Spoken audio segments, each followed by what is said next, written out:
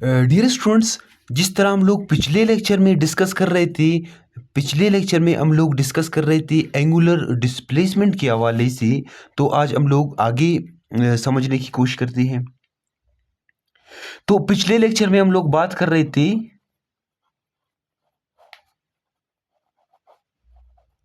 Angular displacement के हवाले से। ठीक है डियर स्टूडेंट्स, एंगुलर डिस्प्लेसमेंट। ठीक,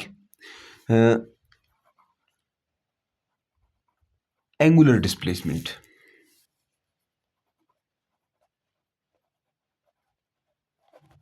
एंगुलर डिस्प्लेसमेंट डियर स्टूडेंट्स, पिछले लेक्चर में हम लोग ये पढ़ चुके हैं कि ये हमारे पास एक सर्कल है।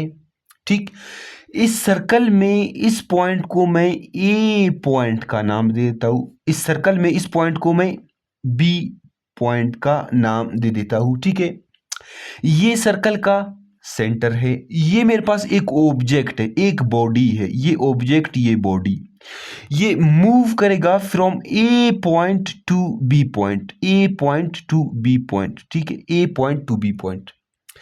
जितना ये सर्कल का जो कर्व है, इसके ऊपर जितना डिस्टेंस कवर कर लेगा उसे हम लोग क्या कहेंगे? आर्क कहेंगे, ए आर सी, आर्क। ठीक डियर स्टूडेंट्स, ए पॉइंट को भी मैं सर्कल का सेंटर से मिला लेता हूं और बी पॉइंट को भी मैं सर्कल का सेंटर से मिला लेता हूं। अभी ये जो आर्क लेंथ की वजह से, जो कि इस ऑब्जेक्ट ने कवर किए, इस डिस्प्लेसमेंट डिस्टेंस कवर किए इस कर्व पाथ के ऊपर, ये आर्क लेंथ कहलाएगा ना। अभी आर्क लेंथ की वजह से सर्कल के सेंटर के ऊपर जितना एंगल बनेगा ना, एंगल थीटा एंगल बनेगा, उस एंगल को हम लोग क्या कहेंगे? उस एंगल को कहेंगे एंगुलर डिस्प्लेसमेंट। ठीक, ये एंगल क्या कहलाएगा? एंगुलर डिस्प्लेसमेंट कहलाएगा। ठीक है स्टूडेंट्स, यहां तक समझ गए? अच्छा, फिर हम लोग पिछले लेक्चर में ये पढ़ चुके हैं, जो एंगुलर डिस्प्लेसमेंट का सिंबल है ना, SY MBOL, एंगुलर डिस्प्लेसमेंट का जो सिंबल है वो है थीटा, या फिर आप फाई से भी रिप्रेजेंट कर सकते हैं। पिछले लेक्चर में हम लोग ये भी पढ़ चुके हैं कि एंगुलर डिस्प्लेसमेंट के जो यूनिट्स होते हैं, एंगुलर डिस्प्लेसमेंट के यूनिट्स, वो क्या होती है डियर स्टूडेंट्स? एंगुलर डिस्प्लेसमेंट के यूनिट्स होते हैं रेडियन, ठीक, और डिग्री और रेवोल्यूशन। लेकिन SI यूनिट्स हमारे पास जो SI यूनिट्स है वो रेडियन होते हैं। SI यूनिट्स रेडियन होती है, डिग्री भी यूनिट्स होते हैं, रेवोल्यूशन भी यूनिट्स होते हैं, लेकिन SI यूनिट्स हमारे पास रेडियन होती है डियर स्टूडेंट्स। पिछले लेक्चर में हम लोग ये भी पढ़ चुके हैं, जो एंगुलर डिस्प्लेसमेंट है वो स्केलर क्वांटिटी है, स्केलर क्वांटिटी है। कब? जब थीटा क्या हो? Theta large. जब थीटा के वैल्यूज लार्ज हो तब एंगुलर डिस्प्लेसमेंट हमारे पास क्या है? स्केलर क्वांटिटी है। ठीक, और हम लोग ये भी पढ़ चुके हैं, एंगुलर डिस्प्लेसमेंट हमारे पास क्या है? वेक्टर क्वांटिटी है। वेक्टर क्वांटिटी है जब थीटा के यूनिट्स क्या हो? स्मॉल हो, स्मॉल हो। डियर स्टूडेंट्स, मैं आपको समझाने की कोशिश करता हूं कुछ इस तरह। अभी देख ले, ये हमारे पास क्या है? एक सर्कल है। ठीक है, इस सर्कल का सेंटर ये ए पॉइंट, ये हमारे पास क्या है? बी पॉइंट है ना, बी पॉइंट। ये ऑब्जेक्ट ए पॉइंट से मूव करेगा बी पॉइंट। ठीक, जब मैं बी पॉइंट को करीब लाऊंगा, इधर इधर लाऊंगा, तो देखो ये पहले कर्व ज्यादा था। जब मैंने बी पॉइंट को करीब लाया तो कर्व क्या हुआ? थोड़ा सा कर्व ये कम हुआ। अभी बी पॉइंट की ए पॉइंट, ये बी पॉइंट है ना, इसे ए पॉइंट से इतना करीब लाए, इतना करीब लाए कि ये कर्व एक स्ट्रेट लाइन बन जाए।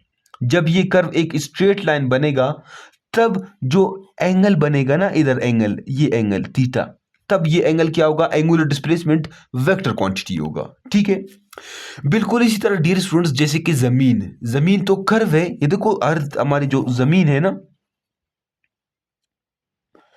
अर्थ तो गोल है, ऐसे फुटबॉल की तरह है ना। अभी हम लोगों का जो घर है जमीन के ऊपर, वो जो घर का जो फर्श है वो तो फ्लैट है। ठीक है। अब वो तो गोल नहीं है, क्योंकि जो जमीन के ऊपर हम लोगों का घर है, उस वो कमरा जिसमें आप बैठे हैं वो फ्लैट है, ठीक है। वो वेक्टर है, वो फ्लैट है, क्योंकि वो जमीन का एक छोटा सा हिस्सा है। बिल्कुल इसी तरह इस कर्व का अगर आप छोटा सा हिस्सा कंसीडर कर लेना, जब एंगल छोटा होगा, एंगुलर डिस्प्लेसमेंट छोटा होगा, तो ये कर्व क्या होगा, ये कर्व स्ट्रेट लाइन बन जाएगा, वेक्टर बन जाएगा। तो angular displacement for small values क्या होगा, जब थीटा के वैल्यूज बहुत छोटे होंगे तो एंगुलर डिस्प्लेसमेंट हमारे पास वेक्टर क्वांटिटी है, ठीक। ये तो कल का टॉपिक। अच्छा, आज का हम लोगों का टॉपिक क्या है स्टूडेंट्स, आज का टॉपिक को समझने की कोशिश करते हैं। आज हम लोग पढ़ेंगे रिलेशन बिटवीन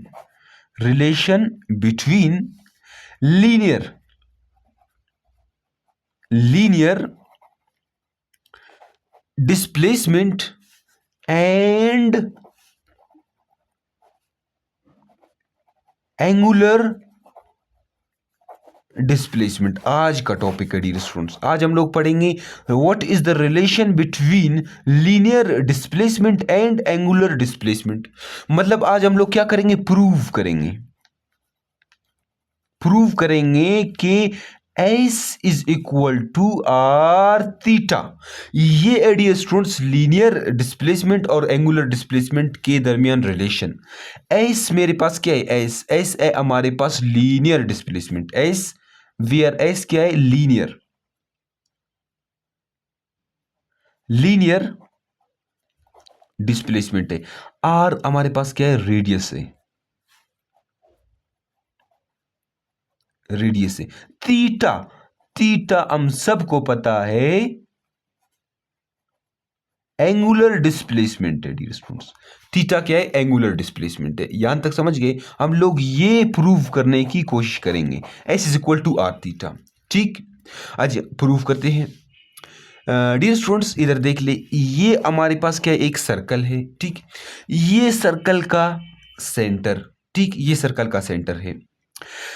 इस सर्कल में इस पॉइंट को मैं ए पॉइंट का नाम देता हूं, इस पॉइंट को मैं बी पॉइंट का नाम देता हूं, ठीक है। इस पॉइंट को मैं सी पॉइंट का नाम देता हूं, ठीक। अच्छा, एक ऑब्जेक्ट है, एक बॉडी है, ये मूव करेगा फ्रॉम ए टू बी। जब ए पॉइंट से मूव करेगा बी पॉइंट, ठीक है। ये आर्क लेंथ। अच्छा, इधर जो एंगल बनेगा ना थीटा, मुझे ये बताओ, जब ये object a to b move करेगा तो थीटा कम बनेगा या ज्यादा बनेगा, एज कंपेयर टू जब ये object a to c move करेगा। आप कहोगे सर, जब ये object a to b move करेगा तो थीटा कम बनेगा, जब ए टू सी मूव करेगा तो थीटा क्या होगा, थीटा ज्यादा बनेगा। मतलब एंगुलर डिस्प्लेसमेंट क्या होगा, ज्यादा होगा। आर्क लेंथ और ये एंगुलर डिस्प्लेसमेंट, मतलब लीनियर डिस्प्लेसमेंट और एंगुलर डिस्प्लेसमेंट दोनों एक दूसरे के डायरेक्टली प्रोपोर्शनल है। मतलब एस, ये क्या है, एस, जब एस ज्यादा होगा तो थीटा भी ज्यादा होगा। तो मैं इधर कहूंगा कि s is directly proportional to theta. Angular linear displacement is directly proportional to angular displacement, ठीक है। अच्छा, यहां ये इसे, इस लाइन को हम लोग क्या कहेंगे, इसे कहेंगे आर, मतलब रेडियस। ये लाइन क्या कहलाएगा, आर रेडियस। ये लाइन क्या कहलाएगा, आर रेडियस, ठीक है डियर स्टूडेंट्स। जब हम लोग प्रोपोर्शनलिटी का साइन को रिमूव करेंगे तो s is equal to r, radius है, कांस्टेंट है, इधर भी रेडियस उतना ही, इधर भी उतना ही, इधर भी। यह रेडियस चेंज हो रहा है, आप कहोगे सर रेडियस तो सेम है, कांस्टेंट है, तो आर थीटा। ये देखो, एक स्टेप में हम लोगों ने प्रूव कर लिया, एक ही स्टेप में प्रूव कर लिया, s is equal to r theta. इसको हम लोग कहते हैं, ये क्या है, ये हमारे पास relation between linear and angular displacement. क्योंकि एस हमारे पास क्या है, लीनियर डिस्प्लेसमेंट है, और थीटा हमारे पास एंगुलर डिस्प्लेसमेंट है। ये एक ऐसा रिलेशन है जिसमें लीनियर डिस्प्लेसमेंट भी है और एंगुलर डिस्प्लेसमेंट भी है। इसी वजह से हम इसे कहते हैं relation between linear and angular displacement. यहां तक समझ गए डियर स्टूडेंट्स। अच्छा, आगे मूव करते हैं। मेरा आपसे एक क्वेश्चन है, सिंपल क्वेश्चन है मेरा आपसे, सिंपल क्वेश्चन पूछता हूं आपसे डियर स्टूडेंट्स। ये हमारे पास एक सर्कल, ठीक। इस सर्कल में मैं इस पॉइंट को ए पॉइंट का नाम दूंगा, ठीक। इस पॉइंट को मैं बी पॉइंट का नाम दूंगा, ठीक। ये सर्कल का क्या है, सेंटर है, ठीक है।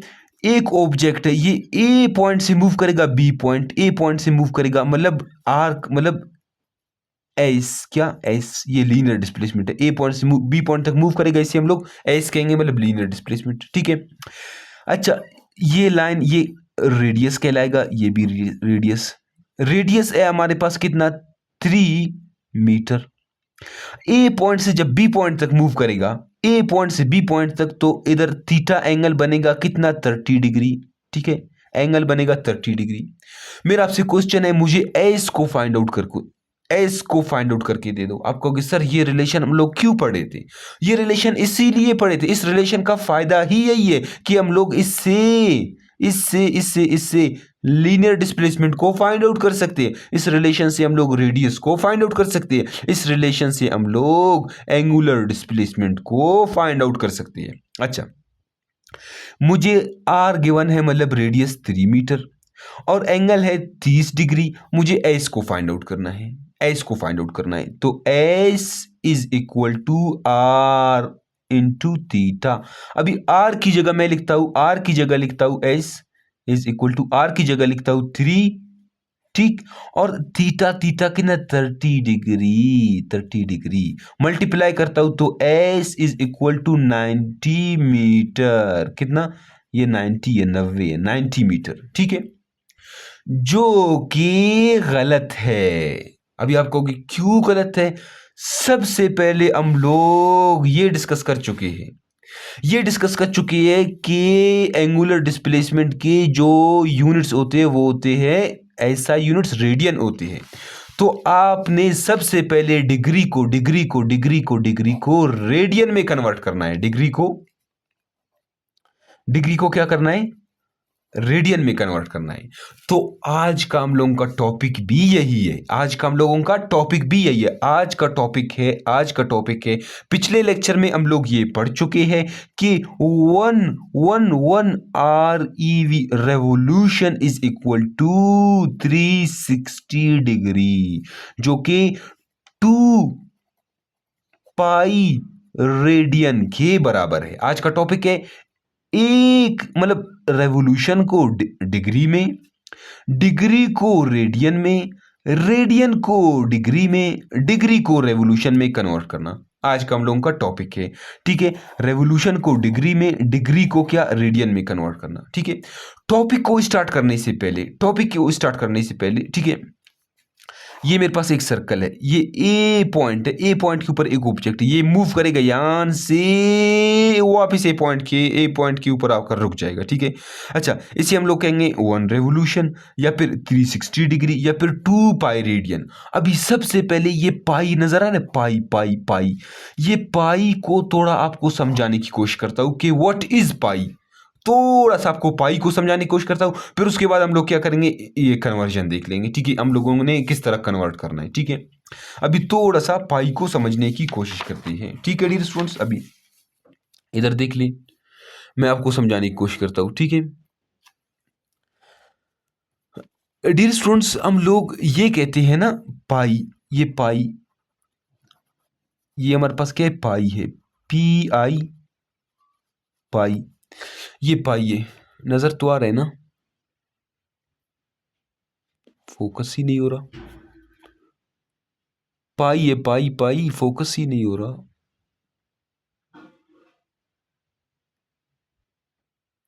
ये देख ले डियर स्टूडेंट्स, ये है पाई, ठीक है। हम लोग ये कहते हैं कि पाई, ये पाई है, नहीं ये पाई किस चीज के बराबर है, हम लोग कहते हैं पाई इज इक्वल टू 3.14 या फिर 22/7। अभी ये किस तरह पाई 3.14 के बराबर है या फिर 22/7 के बराबर है, ये हम लोग क्या करेंगे, समझने की कोशिश करेंगे डियर स्टूडेंट्स। अच्छा, इधर देख लिया आप, ठीक है डियर स्टूडेंट्स, ये हमारे पास एक छोटा सर्कल है, ये इस छोटे सर्कल से बड़ा सर्कल है, ये सबसे बड़ा सर्कल है, ठीक है। अच्छा, एक साइंटिस्ट था, उस साइंटिस्ट ने क्या किया डियर स्टूडेंट्स, सबसे पहले ये जो छोटा सर्कल आपको दिख रहा है ना, छोटा सर्कल, ये छोटे सर्कल का ये ऊपर का ये जो लेंथ आपको दिख रहा है ना, ये इसे हम लोग क्या कहते हैं, सरकमफेरेंस। ठीक है, सरकमफेरेंस कहते हैं। सबसे पहले साइंटिस्ट ने इस छोटे सर्कल का सरकमफेरेंस को फाइंड आउट कर लिया। ठीक है, फिर उसके बाद उसने इस सरकमफेरेंस को डिवाइड कर लिया इसी सर्कल के डायमीटर से। सरकमफेरेंस को डिवाइड कर लिया किस चीज से, डायमीटर से। ठीक, फिर उसके बाद इसने ये जो दूसरा सर्कल, इससे बड़ा सर्कल है, इस सर्कम इसका इसका इस बड़ा सर्कल का सरकमफेरेंस का लेंथ को फाइंड आउट कर लिया। ठीक है, सरकमफेरेंस का लेंथ, फिर उसने डिवाइड कर लिया इसी सर्कल के डायमीटर से, ये डायमीटर से डिवाइड कर लिया। फिर ये जो तीसरा सर्कल आपको दिख रहा है, तीसरा, इसका सरकमफेरेंस का लेंथ फाइंड आउट कर लिया, फिर इसी सर्कल के उसने डायमीटर से डिवाइड कर लिया, मतलब सरकमफेरेंस डिवाइड बाय डायमीटर। ठीक है, जब साइंटिस्ट ने छोटे सर्कल के लिए फाइंड आउट किया तो उसके पास एक आंसर आया। ठीक है, जब उसने सरकमफेरेंस का लेंथ फाइंड आउट कर लिया, फिर उसे डिवाइड कर दिया इसी सर्कल के डायमीटर से, तो उसके पास एक वैल्यू आया, वो था 3.14। ठीक, 3.14। फिर जब दूसरे सर्कल के लिए उसने किया तो वापस यही वैल्यू आया। फिर जब तीसरे सर्कल के लिए उसने सरकमफेरेंस को डिवाइड किया डायमीटर से, तो वापस यही वैल्यू आया। तो वो साइंटिस्ट देखकर परेशान हुआ। उसने कहा सर्कल चाहे छोटा हो, सर्कल चाहे बड़ा हो, या सर्कल चाहे सबसे बड़ा हो, ठीक है, जब आप सरकमफेरेंस को डिवाइड करेंगे डायमीटर से तो आपके पास एक वैल्यू आएगा 3.14। जब सर्कल बड़ा हो या फिर सबसे बड़ा हो, मतलब ये जो circumference divide by diameter, circumference divide by diameter, circumference divide by diameter, ये सर्कल का साइज के ऊपर डिपेंड नहीं करता, सर्कल छोटा है या सर्कल बड़ा है, साइज के ऊपर डिपेंड नहीं करता डियर स्टूडेंट्स। तो ये 3.14 क्या था, कांस्टेंट था, सर्कल चाहे छोटा चाहे बड़ा, लेकिन जब आप सरकमफेरेंस को डिवाइड कर रहे थे डायमीटर से तो आपके पास वैल्यू आ रहा था 3.14। ठीक है, तो उसने इस 3.14 को नाम दिया पाई का। किस चीज का नाम दिया, पाई का नाम दिया। ठीक है, ये कांस्टेंट है तो कांस्टेंट को हम लोग हमेशा मैथमेटिकली डिफाइन करते हैं, हम लोग ये पढ़ चुके हैं। तो अगर कोई आपसे पूछ ले what WHAT what is pi, अगर कोई आपसे पूछ ले व्हाट इज पाई तो आप उसे क्या कहोगे, आप कहोगे pi is the ratio between circumference to diameter. जब आप सरकमफेरेंस को डिवाइड करेंगे डायमीटर से तो आपके पास एक वैल्यू आएगा 3.14, जिसे हम लोग पाई कहते हैं। ठीक है, तो pi is equal to circumference divide by diameter. ठीक, अच्छा, आपने आपने आपने ये देख रहे हो, ये तो पाई का डेफिनेशन है ना डियर स्टूडेंट्स, पाई का डेफिनेशन है। अभी मैं आपसे पूछता हूं, ये सरकमफेरेंस है ना, सरकमफेरेंस, इसको फाइंड आउट करने का फार्मूला क्या है? आप कहोगे सर हम लोग पिछले छोटे क्लासेस में पढ़ चुके हैं, वो है 2πr। ये सरकमफेरेंस को फाइंड आउट करने का फार्मूला है। ये फार्मूला किधर से आता है डियर स्टूडेंट्स? ये फार्मूला तो इधर ही से आता है। अभी आप कहोगे किस तरह? अभी देखो ये डी डायमीटर है, इधर इधर डिवाइड हो रहा है तो इधर मल्टीप्लाई कर लो भाई। तो c is equal to pi into d. अब ये डायमीटर है ना, डायमीटर, ये देखो डायमीटर, यहां से यहां तक क्या कहलाएगा, डायमीटर कहलाएगा। ये मेरे पास क्या है, सर्कल का सेंटर है, ये भी रेडियस है, ये भी यहां से यहां तक रेडियस, यहां से यहां तक रेडियस। तो आपके पास डायमीटर किस चीज के बराबर है, एक रेडियस दो रेडियस, तो 2r के बराबर है।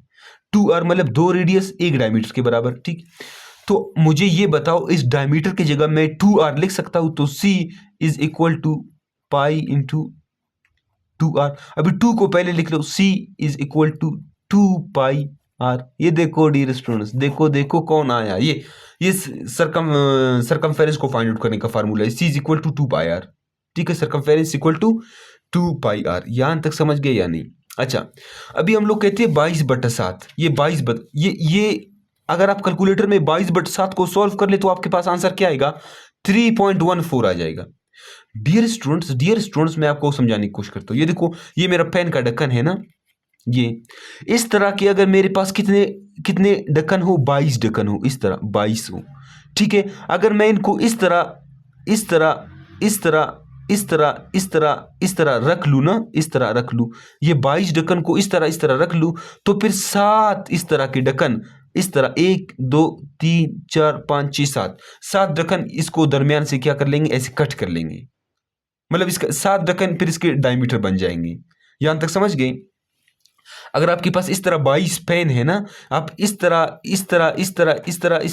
सर्कल में रख लोगे, फिर 7 पेन आपका जो है ना वो क्या बन जाएंगे, आपके पास आपका क्या बनेंगे डियर स्टूडेंट्स, डायमीटर बनेंगे। समझ गए यहां तक? अच्छा, हम लोग का टॉपिक क्या था, हम लोग क्या पढ़ रहे हैं हम लोग का टॉपिक क्या था, हम लोग का टॉपिक था डियर स्टूडेंट्स, हम लोग का टॉपिक था कि वन रेवोल्यूशन में कितने डिग्री, वन रेवोल्यूशन कितने डिग्री के बराबर है, 360 डिग्री के बराबर, और 2 पाई रेडियन के बराबर है, 2 पाई रेडियन के बराबर है। तो अभी हम लोग क्या करते हैं, कन्वर्जन स्टार्ट करते हैं। ठीक है, सबसे पहले मेरा जो फर्स्ट क्वेश्चन है, फर्स्ट क्वेश्चन वो समझने की कोशिश करते हैं। कह रहा है कि आप क्या कर ले, कह रहे कि आप कन्वर्ट कर ले। ठीक है, आप क्या कर ले, कन्वर्ट कर ले। ठीक है, convert 60 degree into radian, convert 60 degree into radian. आपने 60 डिग्री को कन्वर्ट करना है रेडियन में। ठीक है डियर स्टूडेंट्स। अच्छा, अभी हम सबको पता है कि 360 डिग्री कितने रेडियन के बराबर है, आप कहोगे सर 2 पाई रेडियन के बराबर है। ठीक है, 360 डिग्री कितने रेडियन के बराबर है, 2 पाई रेडियन के बराबर है। अभी मुझसे कह रहा है कि कन्वर्ट 60 डिग्री इनटू रेडियन, तो इसी वजह से रेडियन को मैंने राइट साइड की तरफ लिखा है। अगर मुझसे कहता कि कन्वर्ट 1 रेडियन इंटू 60 डिग्री, तो फिर मैं क्या कर लेता, फिर इसको इस तरफ लिख लेता, इसको इस तरफ। मतलब जिस चीज में आप कन्वर्ट करना चाह रहे हैं उसको आप राइट साइड पर लिख ले। यहां तक समझ गए? सबसे पहले 1 डिग्री के लिए हम लोग फाइंड आउट करते हैं। तो आपके पास इधर तो के हिसाब से 1 पड़े हुए, ठीक, 1 इधर पड़े हुए, ठीक है, मल्टीप्लाई हो रहे, इससे कोई फर्क नहीं पड़ता। अभी 360 डिग्री 1 के साथ क्या हो रहा है, मल्टीप्लाई हो रहा है, तो इधर डिवाइड हो जाएगा। तो 1 is equal to 2 pi radian into इधर क्या आएगा, 360 डिग्री आ जाएगा। ठीक है, 360 डिग्री। मुझे क्या फाइंड आउट करना है, 60 डिग्री फाइंड आउट करना है, तो मैं बोथ साइड 60 से क्या करूंगा, मल्टीप्लाई कर दूंगा। इस इक्वेशन को बोथ साइड 60 से मल्टीप्लाई करूंगा। जो 60 से इधर मल्टीप्लाई करूंगा तो 60 डिग्री से मल्टीप्लाई करूंगा, 60 डिग्री इधर 2, आपके पास क्या आएगा, पाई रेडियन इधर 360 डिग्री। आप मल्टीप्लाई कर ले किस चीज से, 60, बोथ साइड आप 60 डिग्री से मल्टीप्लाई करें। ठीक है डियर स्टूडेंट्स। अभी देखो आपका जो 0 है ना वो 0 से कैंसिल होगा। अभी इधर 3 एकम 3, 3 दूनी 6 आएगा, तो 3 एकम 3, 3 दूनी 6। अभी 2 एकम 2, 2 6 12।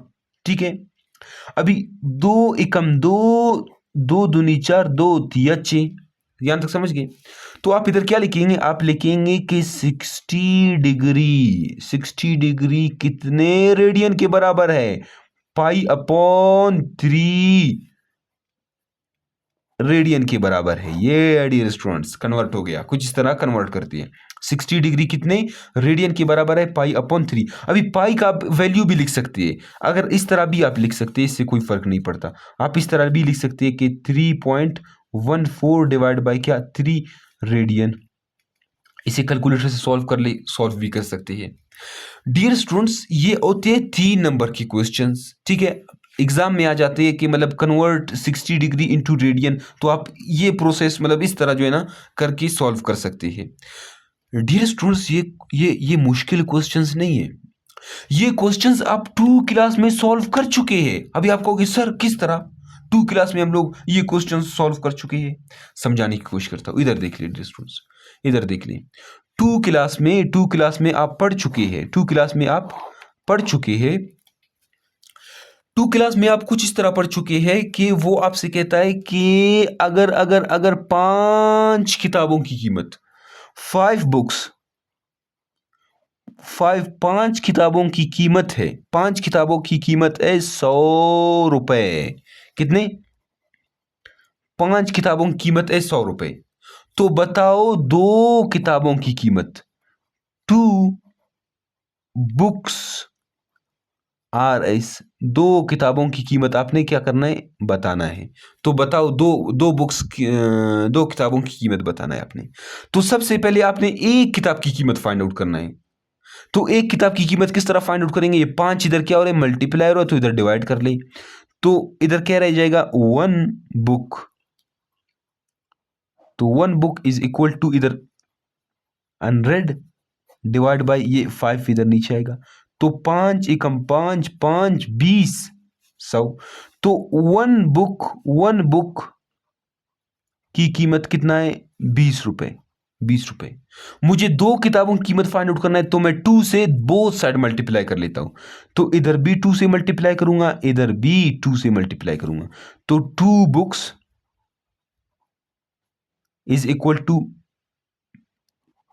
40। 2 किताबों की 40 रुपए है। यही क्वेश्चन आप 2 क्लास में सॉल्व कर चुके हैं। इसी क्वेश्चन को आप फर्स्ट ईयर में कर रहे हो। बस फर्क क्या है? फर्क को देख लो। इधर आपसे कह रहा है कि कन्वर्ट 60 डिग्री इंटू रेडियन। सबसे पहले आपने कहा कि 360 डिग्री 2 पाई रेडियन के बराबर है। अभी 1 डिग्री को फाइंड आउट करने के लिए 360 इधर मल्टीप्लाई हो रहा है 1 से, तो इधर डिवाइड कर ले, डिवाइड कर दिया। ठीक है, आप 60 से दोनों तरफ मल्टीप्लाई कर ले। देखो ये आपने कुछ इस तरह सॉल्व किए। अभी बाकी के जो क्वेश्चंस है वो नेक्स्ट वीडियो में हम लोग सॉल्व कर लेंगे। तो नेक्स्ट वीडियो, इसी वीडियो का जो है ना नेक्स्ट पार्ट होगा। ठीक है, तब तक के लिए अल्लाह हाफिज़।